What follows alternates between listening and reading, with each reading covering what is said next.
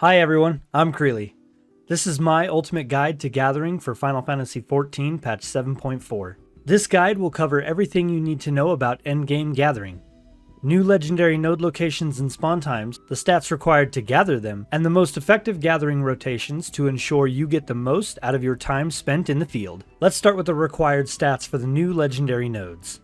These stat breakpoints allow you to not only gather the items, but activate node characteristics which make gathering much faster. The first stat breakpoint is required to even attempt to gather the new items. This is a perception stat of 5090. The items will be gray and ungatherable if you do not meet this minimum requirement. On minimum requirements to gather, the gather rate, once you've hit the aforementioned perception, is automatically 100% if you are using the 7.3 Crested Gathering Set, or the new 7.4 Star Tech Script Gear. I did not take the time to figure out what is the least amount of gathering stat.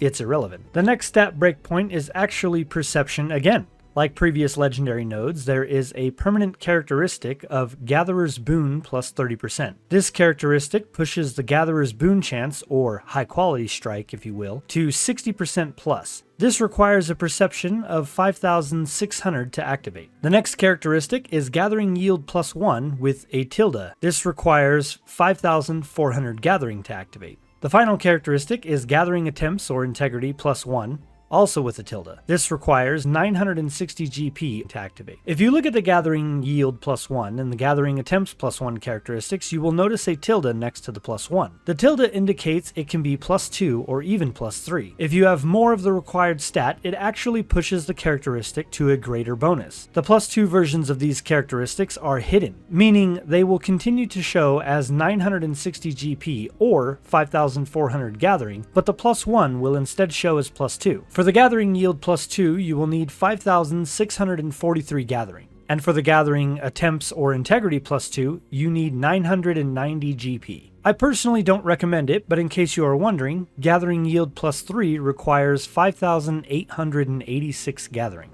You can't hit a plus 3 characteristic without sacrificing the plus 2 from the other one. To sum up, you need a minimum of 5600 perception, 5400 gathering, and 960 GP. You can get to these stat minimums however you like. The new Star Tech Script Gear with perception melds and food will get you to the point of being able to gather the items. The only characteristic you can unlock with this gear is the Gathering Attempts and Integrity plus 1 with 960 GP, and that's with food. If you want to hit the plus 2 on both the Yield plus and Gathering Attempt plus characteristic, well, that brings us to the gear, melds, and foods. The gear is the same gear released in 7.3. The crafted Gold Thumbs Crested Gathering Set. I will have a link to the melds I use to reach the breakpoints for these characteristics in the description of the video. These melds ensure you activate all 3 characteristics as well as get the Yield and Integrity to plus 2. I also tried to future-proof my tools, so when the artifact or cosmic tools become best in slot, it's just an upgrade versus potentially remelding, but we won't know until we have them. I am using 3 different foods: high-quality stuffed peppers for legendary node gathering, high-quality nasi goreng for collectible gathering, and I play around with high-quality golden tail pie in cosmic exploration. For the fishing rod, most say to just throw a GP plus 11 in it and move on, but I'm extra and I fully melded the tool with a GP plus 9. Link for the fishing rod as well. If you follow my melds, the stats are as follows with stuffed peppers: Perception 5655, Gathering 5649, and GP 1026. The stuffed pepper food is required to hit enough perception to activate the permanent Gatherer's Boon plus 30%. Now for the legendary node locations and spawn times. These times are in Eorzea time. There will also be an alarm macro you can copy pasta in the description, so you won't have to manually enter each alarm. Starting with 12 AM and PM, Rose Garnet Ore, located in Shalawani, the nearest aetheryte is Husatawi. At 2 AM and PM is Windspath Water, located in Living Memory. The nearest aetheryte is Laynode Arrow.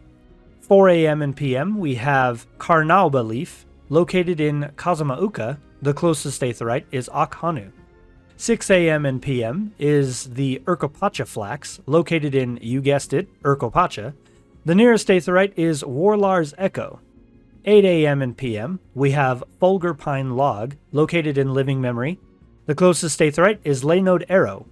Finally, at 10 a.m. and p.m. is Dense Aluminum Ore, located in Heritage Found. The nearest aetheryte is Electrope Strike. Now for the rotations. The rotation is as follows.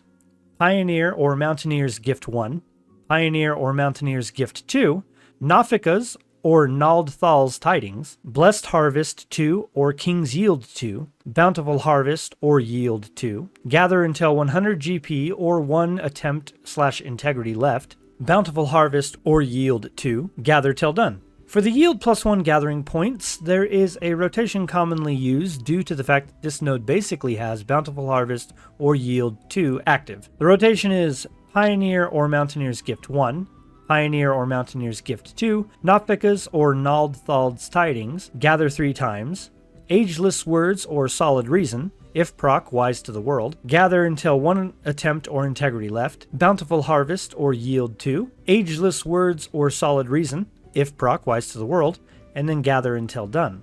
In my opinion, either rotation is fine for the Yield +1 node. The rotation with the Solid Reason or Ageless Words for Yield +1 does rely on RNG for Eureka moments, but if you even get 1 Eureka proc, it's just as good as the Blessed Harvest or King's Yield rotation. If and only if you get both Eureka procs, it's an extra strike more in terms of items gathered than the other rotation. But if you get no procs, it's actually 1 strike less in terms of items gathered than the Blessed or King's rotation. Personally, I will skip the RNG and just use the Blessed Harvest 2, King's Yield 2 rotation for all nodes.